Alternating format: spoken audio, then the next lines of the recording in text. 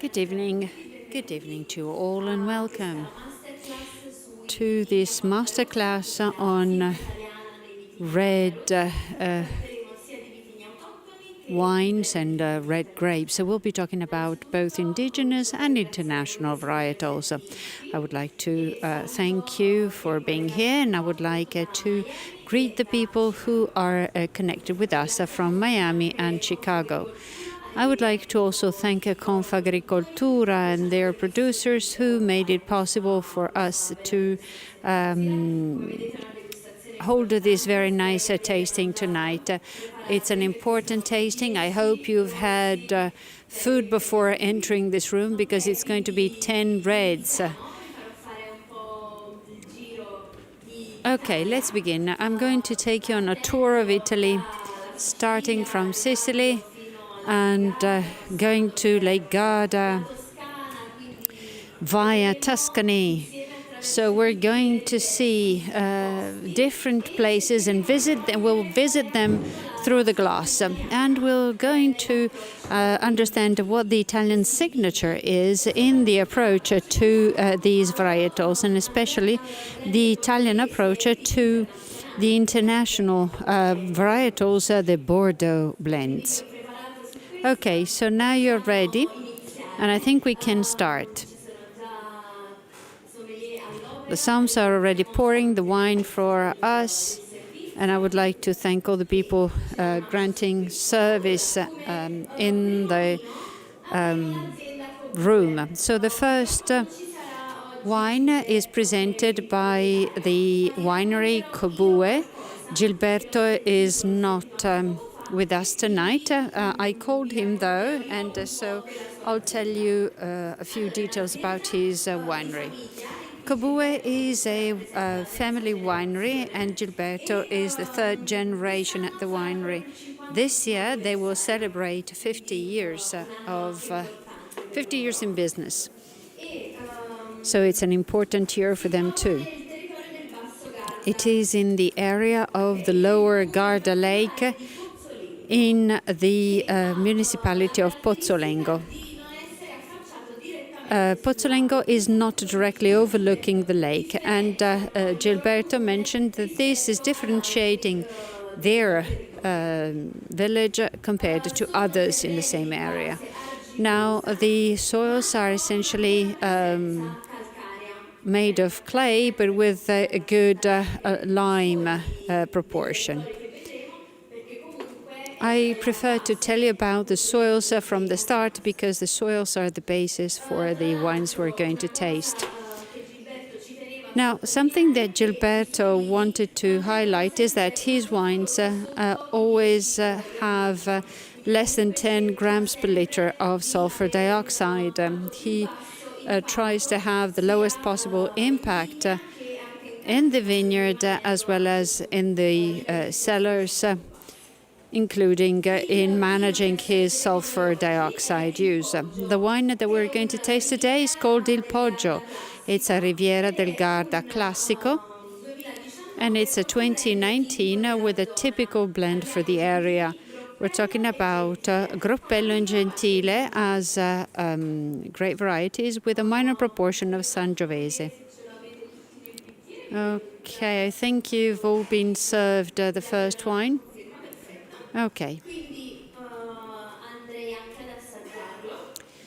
Okay, I propose that we all taste it together. It still has a very deep ruby color with a purple hue, so it's a young wine, visibly.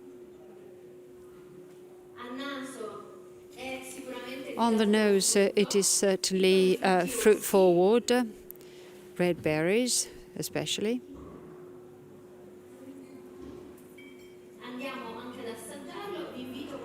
Okay, let's now take a sip. And if you want to add something while we are tasting, don't hesitate to take the floor, because maybe you can detect different descriptors than I can, and it would be a very welcome addition. It's easy to drink, and it's a good introduction for this masterclass. It's an everyday wine that lends itself to different opportunities of consumption, and it's perfect to accompany the local cuisine and Italian cuisine more generally. This wine has a nice acidity, a medium body, not particularly difficult, and from a quality perspective, it is nevertheless excellent. I see that you look pretty happy. What about the pairings, someone is asking?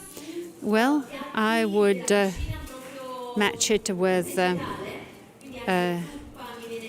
soups and generally vegetables, or like a tomato soup or something that is very mostly plant-based, or meat that is not too complex, like game fowl, but also pasta with a good sauce, especially a tomato sauce with a nice acidity that is adapted to this persistence, but also ravioli, a dish of ravioli with a nice filling, and then seasoned with butter and sage. Do you think that would be a good thing? Okay, we're all hungry here in Milan. Okay, for our friends in Chicago, agnolotti is a typical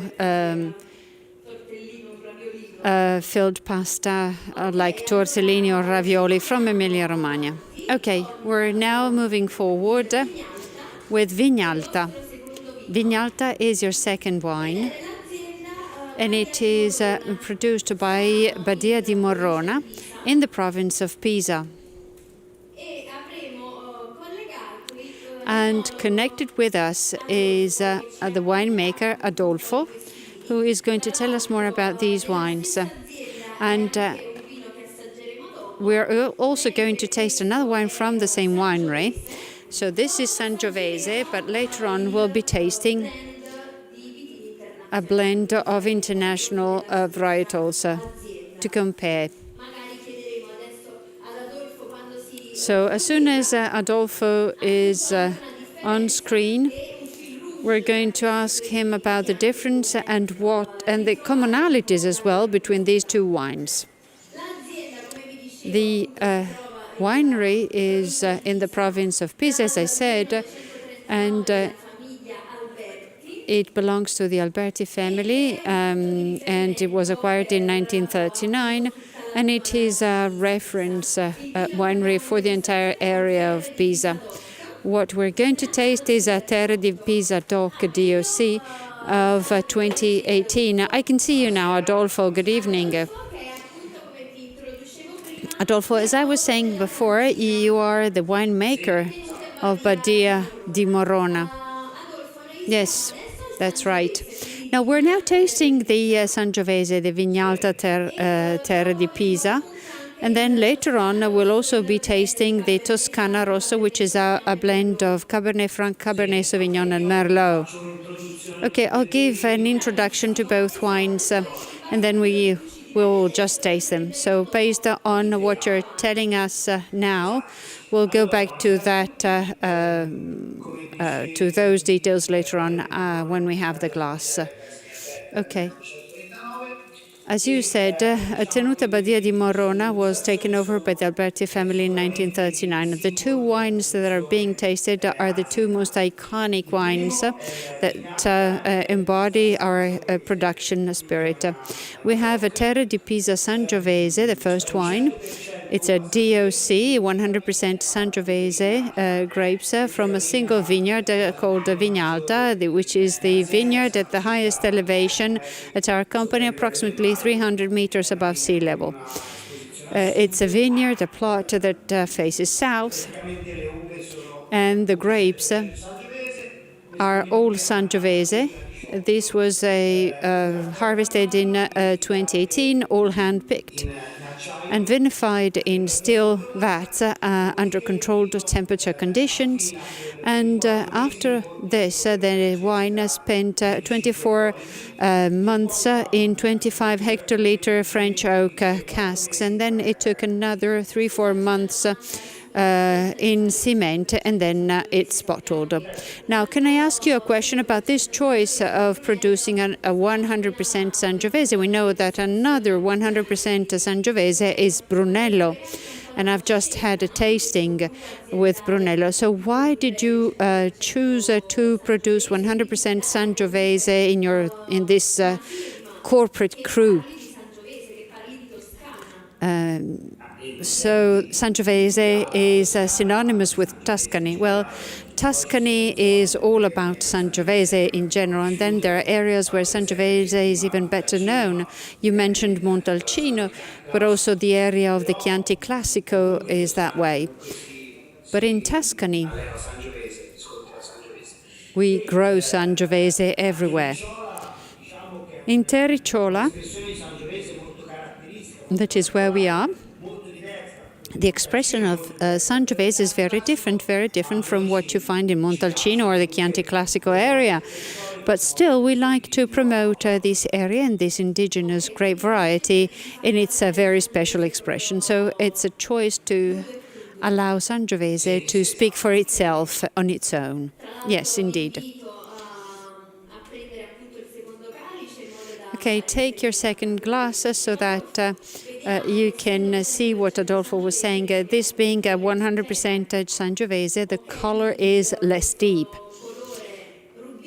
There's a ruby color, ruby red color, and although it is still younger, there's a garnet hue to it. Is that right, Adolfo? Yes, that's also the result of oak aging, or aging in oak. And on the nose, I can detect the earthy notes of Sangiovese with the vegetal components, the tomatoes, the aromatic, the pot herbs, something that is reminiscent of undergrowth, forest floor, something very, very vegetal, very earthy.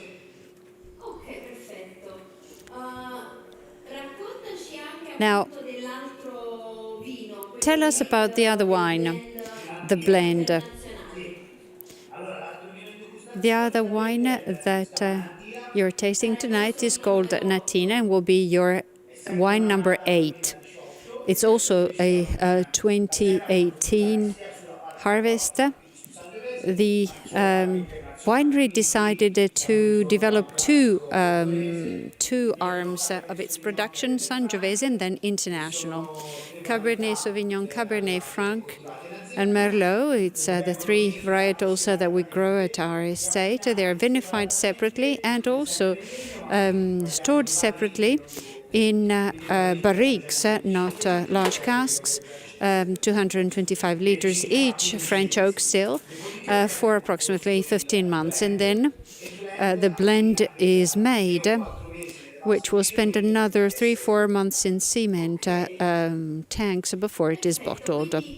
Excellent. So it's 2 expressions that the winery, Badia di Morrone, chose to promote. On the one hand, Sangiovese, which is the key wine in Tuscany, and in this 2-pronged approach, you also have another development in terms of the international varietals that are also interpreted in a way that is characteristic to Tuscany. So 2 sides of the same coin represented by your winery. Thank you very much, Adolfo. Okay, the international blend will be tasted as last in the flight. We're going to taste this Sangiovese. I don't know if you agree with what I was telling you, the vegetal and the earthy notes, the tomato, oregano, and pot herbs. You say hay? Yes, hay too. something that is reminiscent of undergrowth, the leaves, the dead leaves on the forest floor. Let's see how it behaves on the palate. And as Adolfo mentioned, this is 100% Sangiovese.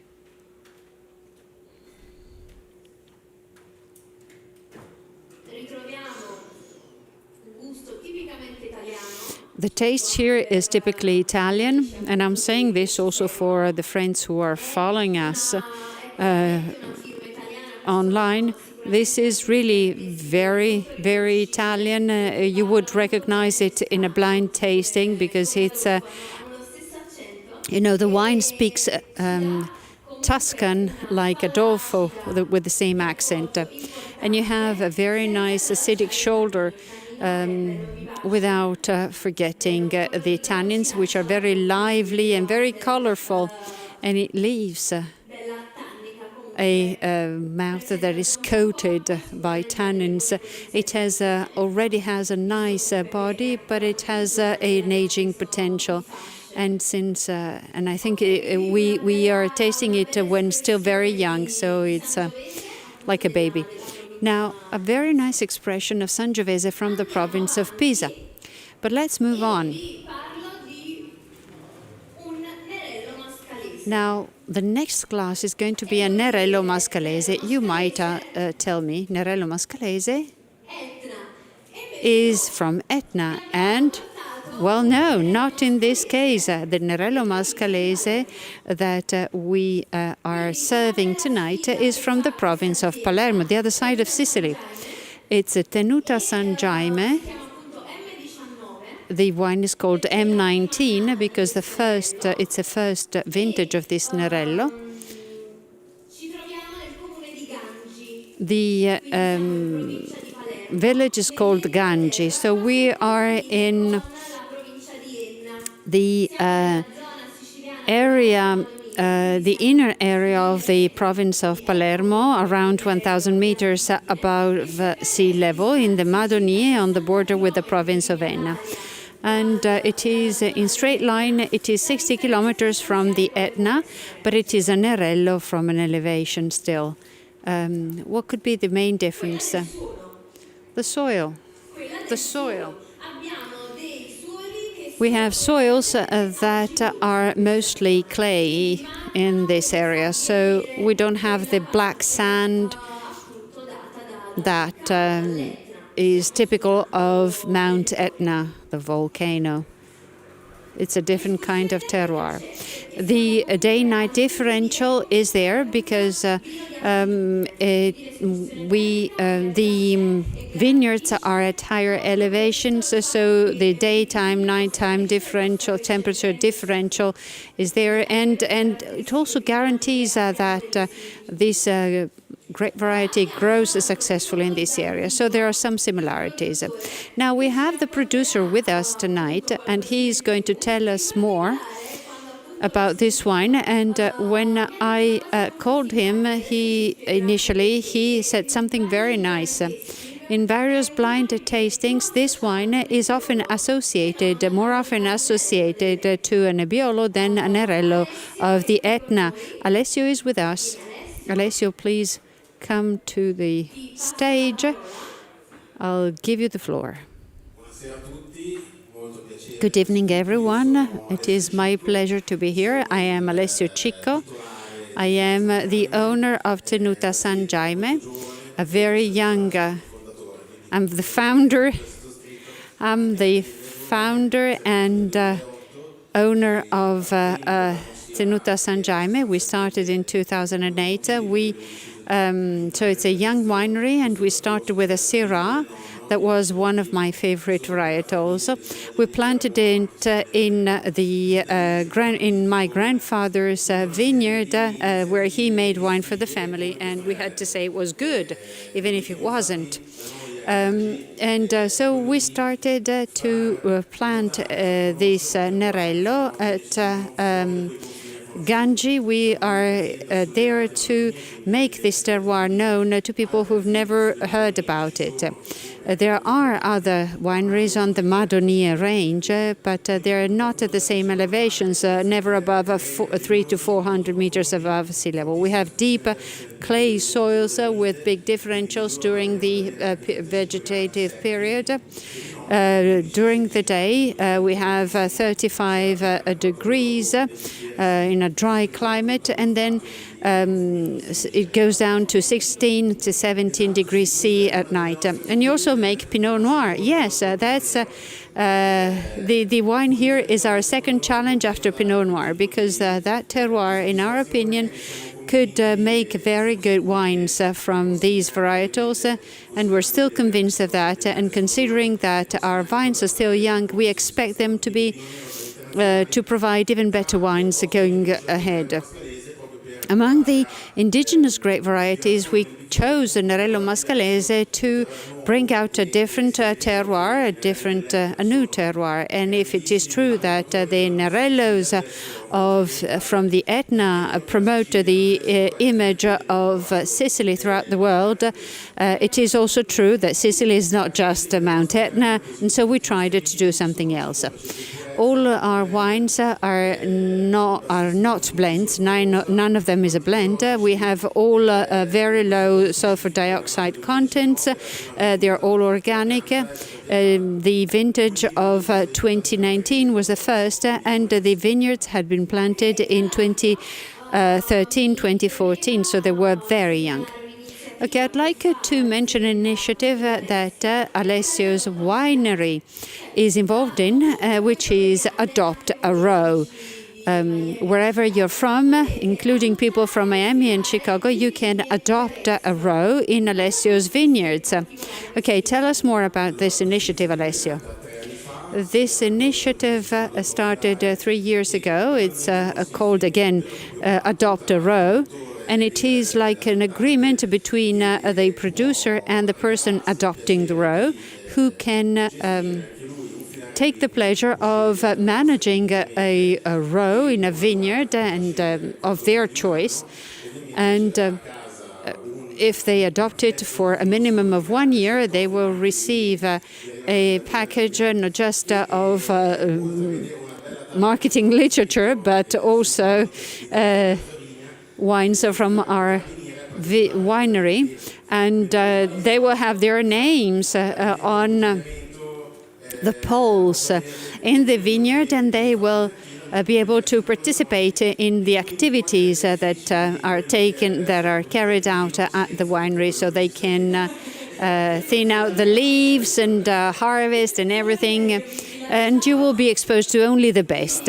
And not all the nasty things that we still have to do to make wine.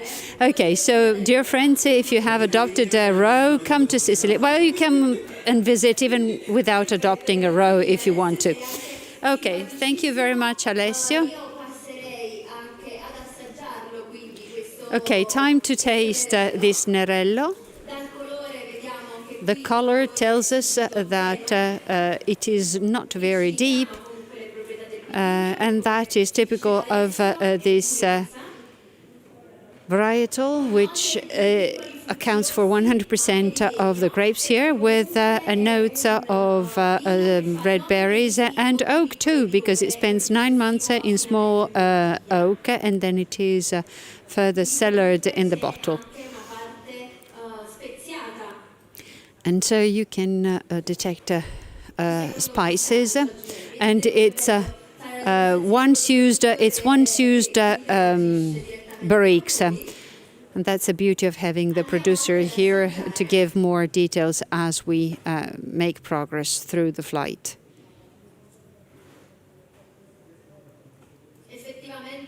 Okay, let's taste it. Well, in a blind tasting, I certainly would not have associated it to a Nerello from the Etna area. Okay, it's good. It's good you said that it resembles a Nebbiolo. Our winemaker is from Alba, It's been tasted in blind tastings, and it was found to be pretty close to the style of Nebbiolos. And the Piedmontese, even in a blind tasting, thought that it might be Nebbiolo. So, okay, he didn't say that. His friends and acquaintances said that. So, it's very elegant on the palate, very refined. The tannins are very fine and silky. You get a lot more acidity from it with this nice freshness. And I particularly like the aromatic character that you still that lingers in the mouth. The spices on the nose are still prevalent in the flavors, and the finish is very interesting. Would you like to add something about this wine? Okay, someone said it's good, tastes good, which is what matters in the end. Well, they're all excellent wines. Yes, it is very reminiscent of its origins, despite everything else. So I think it would go well with a pepper stew. It's a wine that is also very, very versatile, and I see it on with different dishes during a meal. It is gentle. It is has this medium body. It can be an aperitif. It can be drunk on its own, or it can go with dishes like peperonata, the pepper stew. Now, as you can tell from my physique du rôle, Sicily offers lots of possible pairings, food pairings for this wine.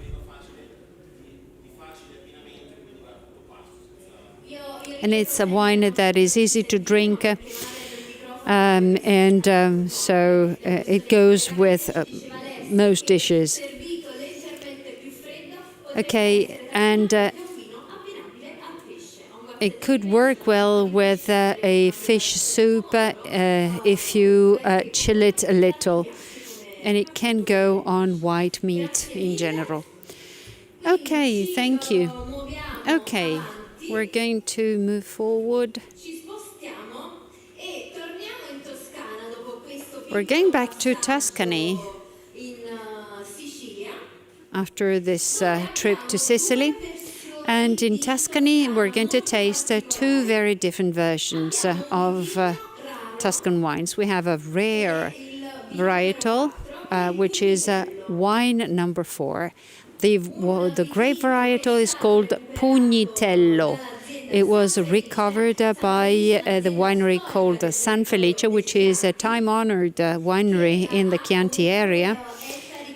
And they have several hectares surrounding the medieval hamlet of San Felice, or medieval village of San Felice, hence the name.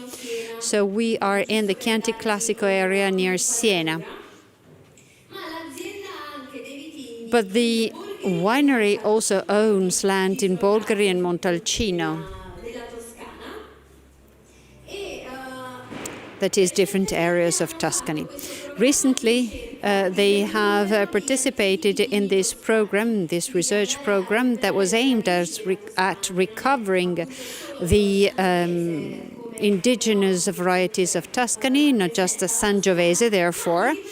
And together with the University of Firenze and the University of Pisa, they rediscovered ancient indigenous varieties.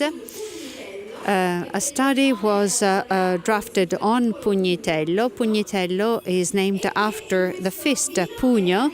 Pugnitello means a small fist. And in this wine, it is 100% Pugnitello, so this is really a treat. The other wine is the Vigorello and has a more special history. It is also a Tuscan varietal, but in this case, it is not a varietal, it is a blend. It is a blend of indigenous and international varietals, Pugnitello plus international varietals. So the winery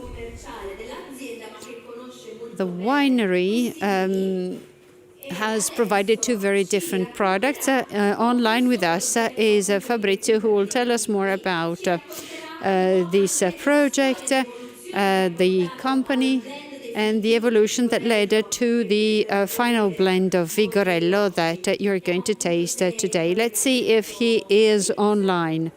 Is Fabrizio online? Apparently not. Okay. He got disconnected? Okay. Okay. I had a chance to talk to him a short while ago, so I'll tell you more about what he said. Again, Pugnitello is an ancient varietal whose name means a small fist, because that is a very good representation of the shape of the bunch, which is very tight and small berries with a thick skin. It is rich in color and tannins with a very decisive, a very well-defined acidity. But it is not very productive and a bit hard to cultivate. That's why it was left behind when Sangiovese took over. The winery decided to adopt it again after this study with the universities. The winery now valorizes this particular varietal because they have planted as many as 12 hectares of Pugnitello. So it's a reasonable surface area in the estate. The Pugnitello we're about to taste is a 2018 that takes 18 months in the barriques and 6 months of aging in the bottle. As Fabrizio mentioned, this varietal can stand the test of time and develop tertiary aromas because of the evolution in the bottle. Let me tell you also about the Vigorella so that we can taste them together and see the differences and similarities. It is a 2017 made of Cabernet Sauvignon, Merlot, Petit Verdot and Pugnitello. It was first made 10 years ago, but this blend has changed several times, the final makeup being the one I just told you about. The vintage that we're going to taste was pretty fresh, cool, with mature tannins and a nice acidity, ripe tannins and a nice acidity. Pugnitello was added to the blend in order to recreate a balance in this Bordeaux blend and give it a more local slant. So these are wines 4 and 5.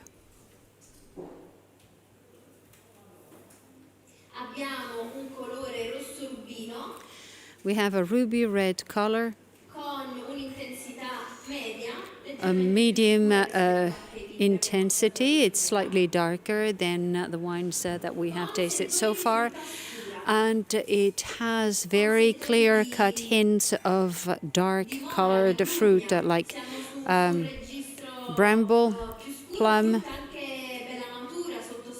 blackberry, ripe fruit, and fruit in alcohol.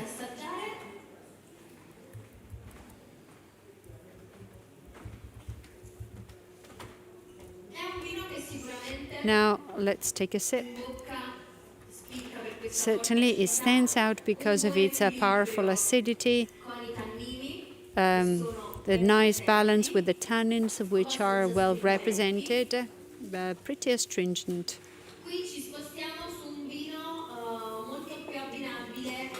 This wine goes well with meat. It's a much more vigorous wine than the previous glasses. Once again, it is pretty earthy.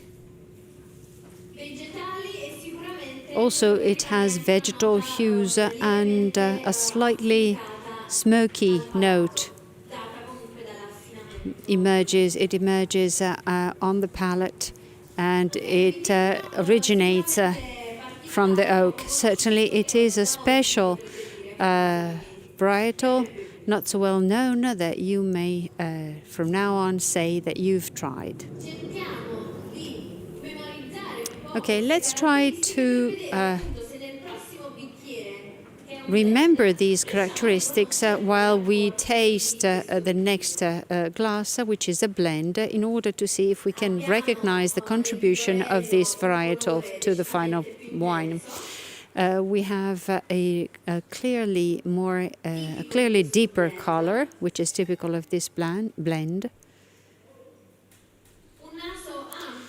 The nose is ample, and it goes from red to black berries. From the very start, you can tell the vegetal note of Cabernet. And we're going to find it again once we taste it. The book doesn't tell me much about Pugnitello. It's a Bordeaux blend, and that's it. That's what the nose is telling me. It's a Bordeaux blend. The color already was the first indication, but the nose too is a good representation of international grape varieties. Let's taste it.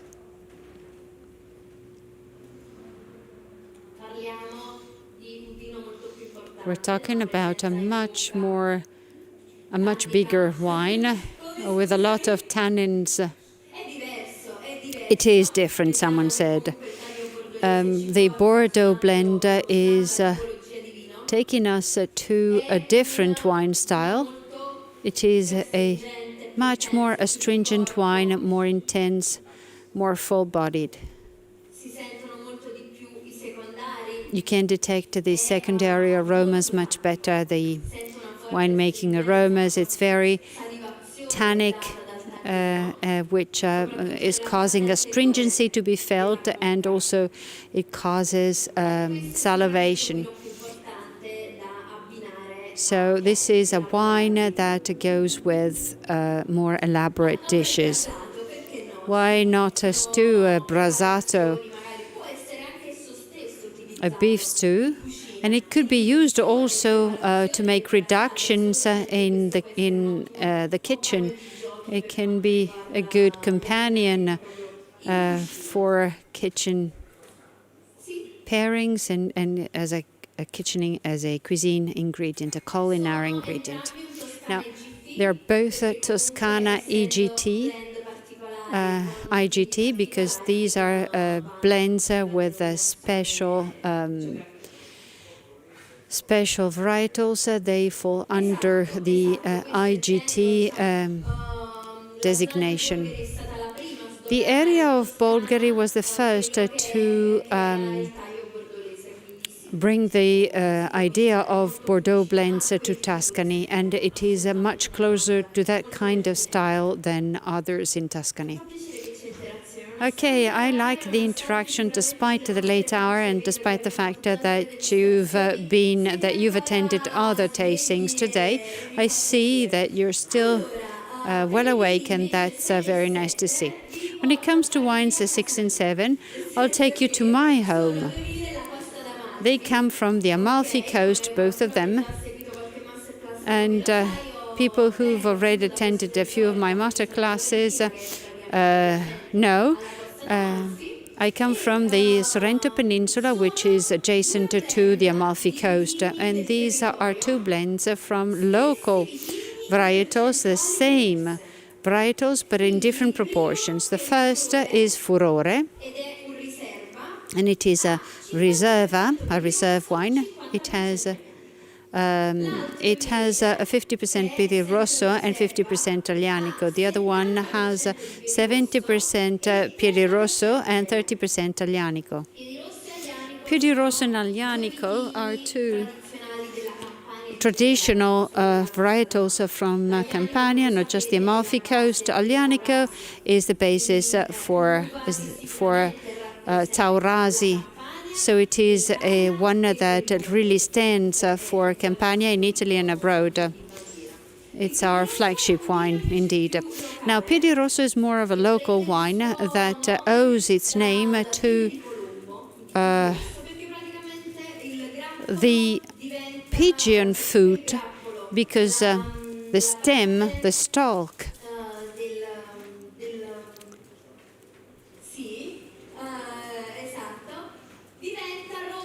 turns red. So the stem that is connecting the bunch to the vines turns red when ripening, and therefore it turns red. It's a typical grape that is produced by peasants in the Campi Flegrean on Mount Vesuvius, and it particularly appreciates volcanic soils. And it's called Perepalummo in Neapolitan, which means literally pigeon foot. And also it is grown on the Amalfi Coast. Now, the first wine is the Furore. Furore is the name of one of the municipalities in the Costa d'Amalfi DOC area. And the other one is Ravello, which is another municipality of the Amalfi Coast DOC area. Let's see if Andrea of Marisa Cuomo is online.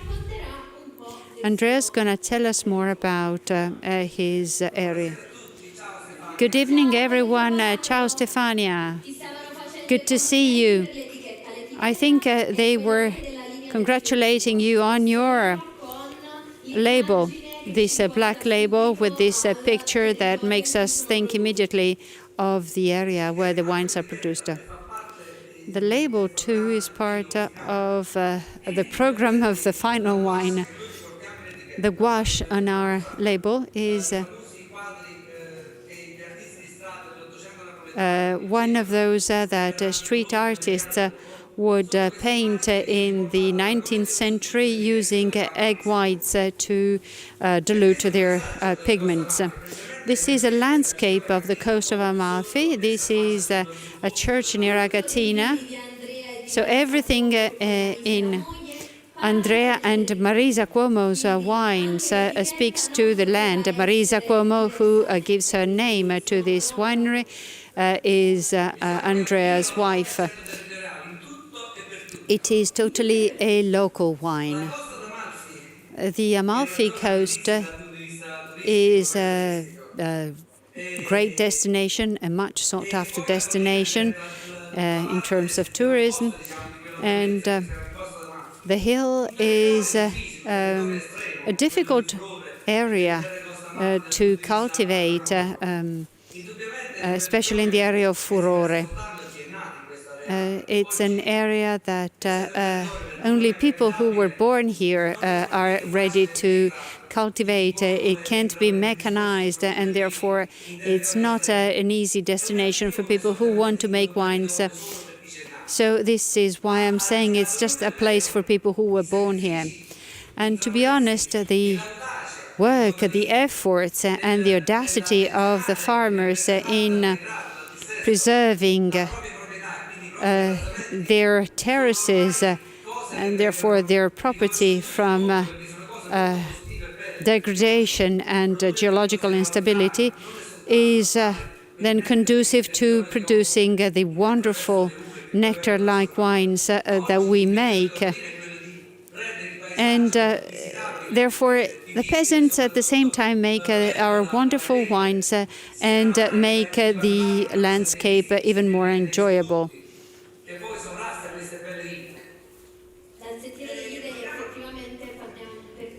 Now, there's a path, a food path that you can follow over the coastline, and you can see all the vineyards overlooking the sea with the Amalfi Pergola and the terraces. Okay, you see, he's got all the pictures to tell more. Now, by my side, you see these terraces that are at 700 meters above sea level, and just below, you see the path that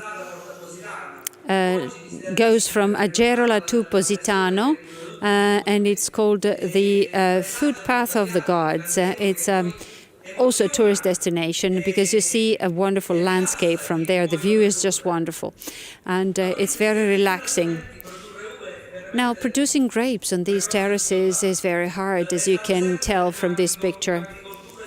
It's always been a subsistence agriculture in this area. And it's not by chance that since the end of the 19th century to the 1960s, it was a place from where people would migrate to northern Italy. I too was a migrant, but I had to go back after 3 months because I missed the sea breezes. I missed the views that you get from your home balcony or from your cellar. And it's this idea of not seeing the border between the sea and the sky. I mean, I missed it. That's what makes it easier to work in these vineyards, because you see these views, you see these landscapes, and so, you know, it's some sort of consolation. Okay, and we all infuse our own lives and efforts into tending these vineyards. But you were rewarded by the recognitions that the Marisa Cuomo winery has received. Not just awards, but also, as you were telling us this morning, the interest that people have in your wines and how they smile when they visit your winery and start and see your passion and share into your passion in your wives. This is a very nice place, very intriguing, beautiful. It's an area that is pristine, it's not polluted. And because of the fact that it is so steep and that it is so difficult to colonize by humans, I mean, it has preserved itself and is still pristine. Farmers also tend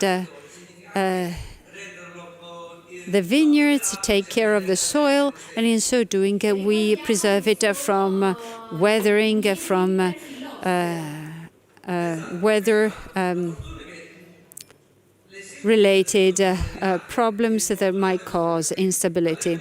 Now, and your vineyards survived the phylloxera. Yes. At some point, everybody was uprooting everything and plant what was easiest to grow and would sell. They didn't follow this trend. They persevered in growing indigenous varietals no matter what. We ended up restoring our vineyard terraces, so much so that today we still have pre-phylloxera vines that are 100 years old at least. And we safeguarded the vineyards and took particular care of them so that they wouldn't die. Campania and Italy more generally are rich in historical indigenous grape varieties. In Campania, there is a smaller enclave, which is even more important, that has a wealth of varietals to offer. In 1995, I selected 42. And there must be as many which I haven't been able to safeguard, but there's still time to take care of them. Okay, just to finish on this Can you tell us about Piedirosso and Aglianico, which provide the basis of the blends that we are presenting today? Now, as you said very appropriately, it's two reserve wines. One is subzone Ravello, and the other one is a subzone Furore, as part of the Amalfi Coast DOC, Costa d'Amalfi. Now, Ravello has a south to south, east by south exposure, and in Ravello, the highest vineyards are at an elevation of 400 meters above sea level. I didn't want to interfere with the balance, the local balance, and I kept the local productions, which were prevalently Piedirosso, relied on Piedirosso rather than Aglianico. In the Ravello, I find a softer, smoother balance, less tannic, less demanding in terms of the tasting. Because Piedirosso, is thought of as a secondary varietal that speaks to a territory, but to me it's the most important. And so making this blend with Aglianico and Piedirosso, with a prevalence of Piedirosso, just will allow us to taste a smoother wine with smoother tannins. In the Ravello blend, which is a 2017, you see a color that is evolving. I place them side by side to demonstrate what I'm saying. Both of them are Riserva, but Piedirosso compared to Aglianico, it has a lighter color. So we notice not only the garnet edge, but also a slightly lighter color. And if you place your fingers under the bowl of your glass, you will tell the difference. And the Piedirosso, being there in a higher proportion, will impart this color also visually. And so the very first difference is visible from the color. This comes from the fact that the Piedirosso, from a chemical perspective, is less fresh, less rich in acidity. And the lower tartaric acidity and total acidity causes the wine to be slightly less age-worthy. But the tannins are there, so it does take some aging. Can you confirm that the Ravello takes 12 months of new oak? Now, we do this. We use new barrels for the free-run juice. When we remove the free-run juice, the barrels will remain empty until the next harvest. So it's not a full first pass, it's a half pass. And we do so in order not to allow the oak to overpower the rest. So it's a half pass, not a full pass. Okay, 12 to 18 months, and both are reserve wines. I would like to thank and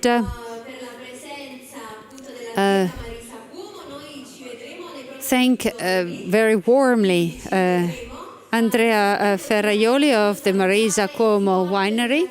I would like to thank you on behalf of the attendees here. I will continue with the tasting.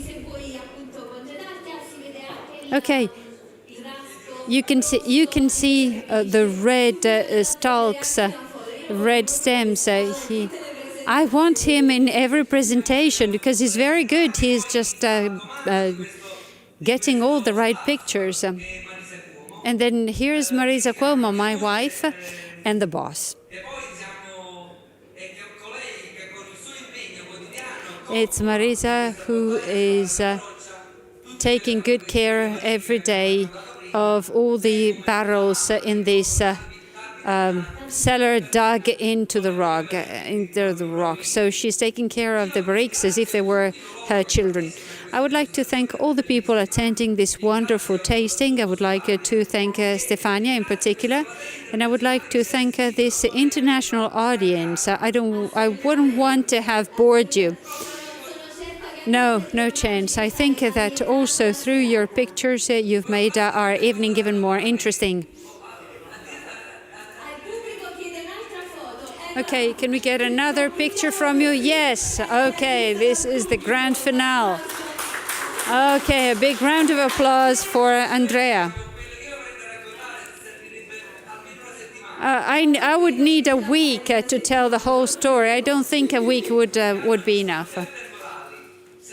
Now, if you have time on your hands, come to Furore on the Amalfi Coast and we'll find a way between sips of wine to tell the story. And if Andrea is there, you can spend the whole day in Furore. Okay, see you soon. Enjoy the rest of your tasting. Okay, a virtual toast. Extended to Chicago and Miami since we are international today. This is a very international event indeed.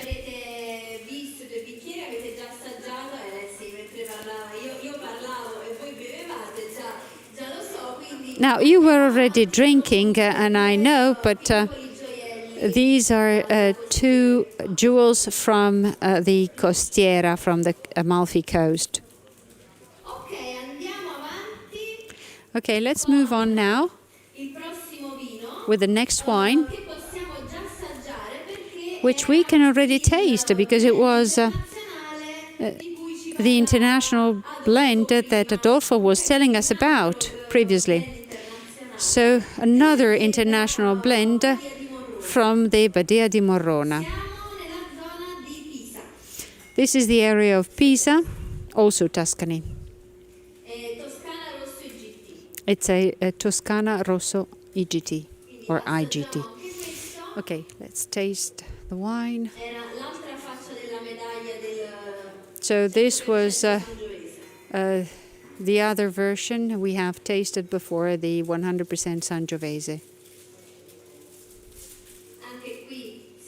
Here again, you can immediately feel the international varietals, the Bordeaux blend, and a clearly stronger wine, more powerful.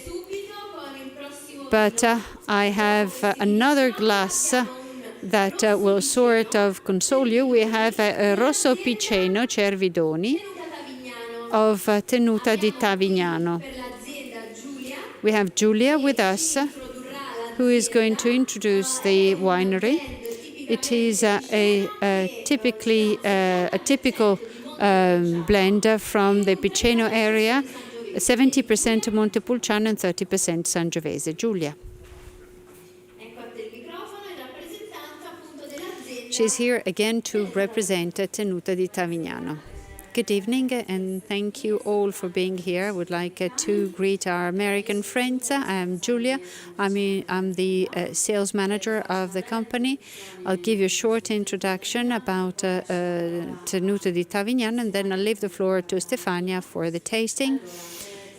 Tenuta di Tavignano is in the province of Macerata in the Marches, on the Adriatic Sea, at approximately 15 minutes from Jesi, in the municipality of Cingoli, which is called the Balcony of the Marches. It's a wonderful medieval village with a wonderful view over the countryside surrounding it.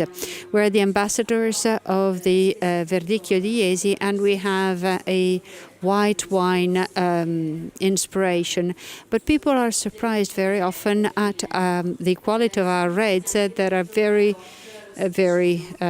good. We are part of the Rosso Piceno DOC. The designation area is pretty large, from Ancona through Macerata and all the way to Ascoli Piceno.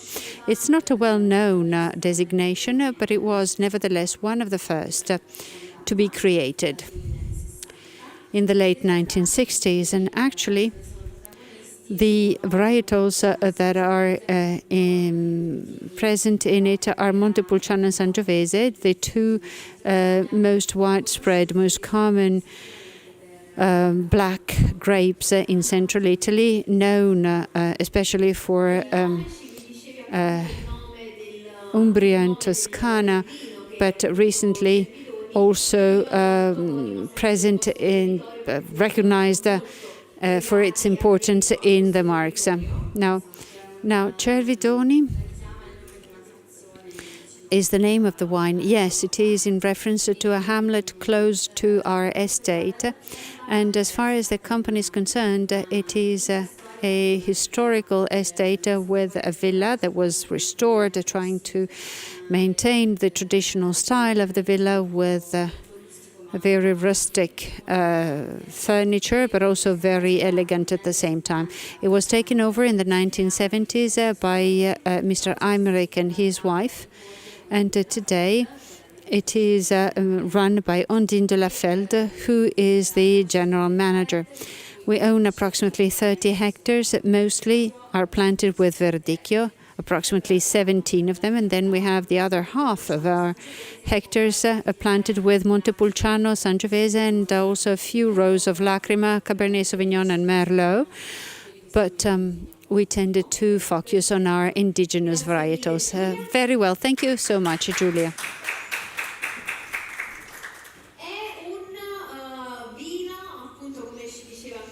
As Giulia mentioned, it is 70% Montepulciano, 30% Sangiovese, where the Montepulciano is bringing the rustic terroir marked part of the blend, which is made gentler by this small proportion of Sangiovese added to it, which makes it more easily approachable.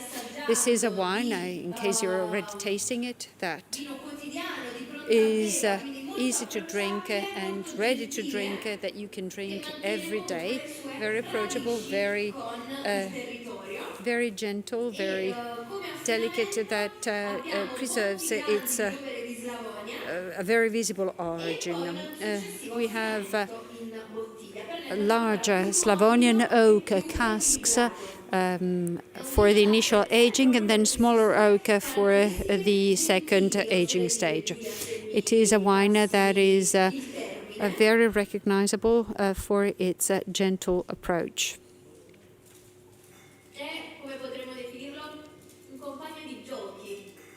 It's like a playmate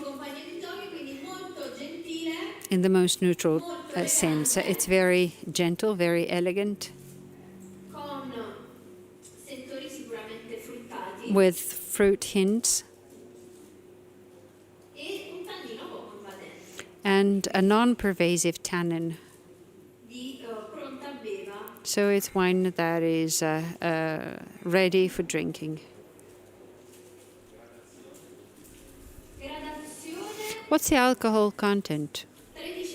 13.5%.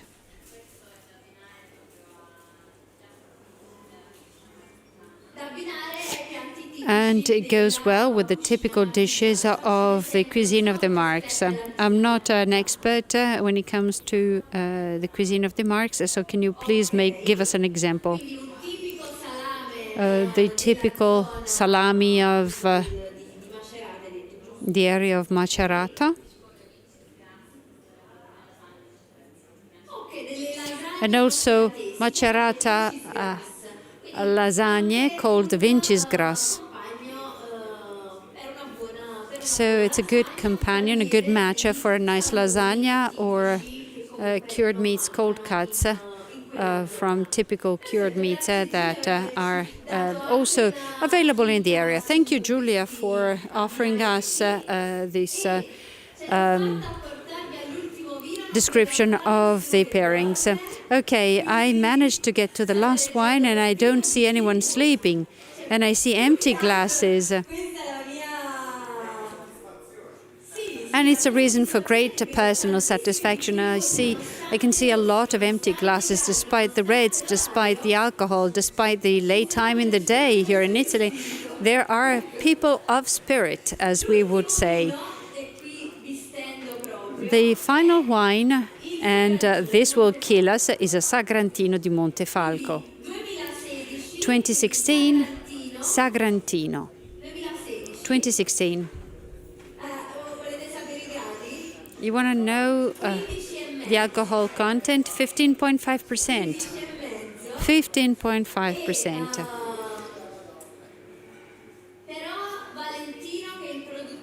But Valentino, who is the producer, told me that he makes a wine that, compared to the typical Sagrantino di Montefalco, is much, much gentler.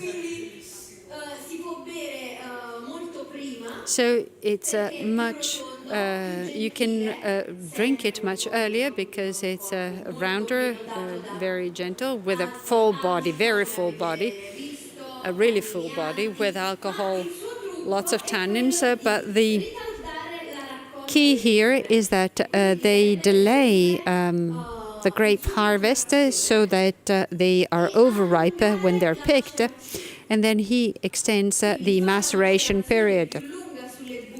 So he gives skin contact a longer period to happen, and the extraction is less aggressive. So they don't do aggressive pigeage or batonnage. So they get a better phenolic maturity so that the wines are readier to drink. The Sagrantino is not rough, therefore, but a wine that is more friendly even when young. Of course, you can leave it in your cellar and allow it time to evolve even further, because it certainly is a wine that improves with time. Okay, we can already see some garnet highlights. It has a very brilliant color. These wines take no filtration nor stabilization. So I don't know if that's what you have in your glass. In mine, there are no residues. But it is possible for it to contain sediment on the bottom because of this procedure, which is also a guarantee of the authenticity and of this product. It spends 24 months in oak and 12 months in the bottle after that. Let's see if Valentino is there so that he tells us more about this wine. While you finish your glass, okay, now you needed to drink it to the very last drop, because all the other wines were, you've got empty glasses where all the other wines were. Valentino, are you there? No, I'm here. Valentino from the Boccale Winery in Sagrantino di Montefalco. There you are. Good evening, good morning, depending on where you are. Okay, talking about Sagrantino, we try in every possible way to make the tannins in the Sagrantino as velvety as possible. So in recent years, we've extensively experimented. And so there are two keys. We're not really over-ripening our grapes, but we wanted to reach perfect phenolic maturity. Bringing green tannins to the winery in a Sagrantino is like a suicide. And that's the most important thing. And then we experimented with skin contacts for longer periods of time. In the past, we thought that the longer you leave the must in contact with the skin, so you get more extraction and more tannins. But actually, the opposite is true. And I think that our guests in Chicago, Miami, and Milan can tell us about the sensation that it gives. It's a family-run winery. We have 6 hectares. We produce 35,000 bottles with a big international footprint. We export almost 70% of our production. The United States and North America are our main markets. And our company is sustainable, in short, and we try to produce our wine in full respect of nature and the environment, using an artisanal methodologies. From beginning with last year, we decided not to tell people about our low environmental impact, but to also certify that, and so we're converting to organic. So you're in your second year of conversion to organic, and so you're almost finishing the process to go organic. You know that when a company is converting, it takes 2 years. It's a 2-year process. So probably from the next vintages, you'll be able to label your wines with this organic certification. And our wine takes at least 2 years, at least in oak, and then 1 year in the bottle. So we'll see the result in the coming years. But they were doing this already.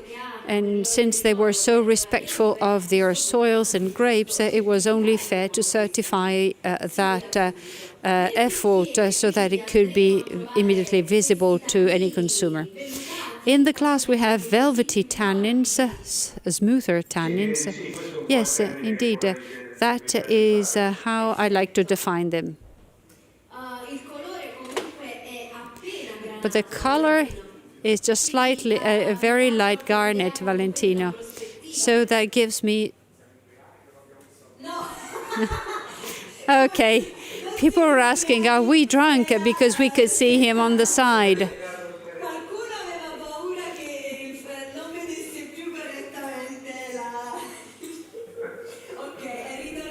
Okay, back to normal.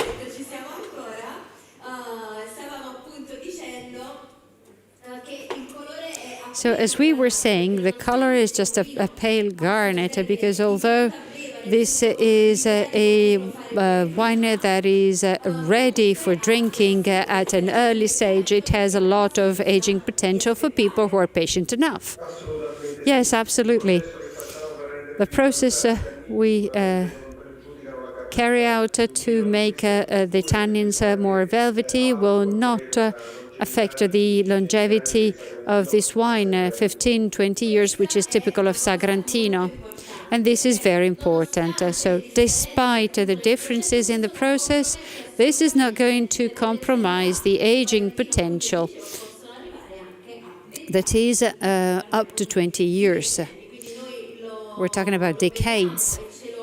So we are enjoying it tonight, and we're going to close this beautiful masterclass on indigenous red varietals and international red varietals in Italy with this wonderful glass that you offered us tonight and that you told us about. Thank you very much. Thank you. Thank you, Valentino. So I do encourage you to enjoy the last glass. And if you have some wine left, you can go back to the previous glasses. I would like to thank you for being so patient. It's been a long and torturous road, but we're here. We're still alive. It's the end of our masterclass. Thank you very much for attending. I'd like to say goodbye to our friends from Miami and Chicago who are connected with us. And a toast to you. Cheers. Cheers over the big pond.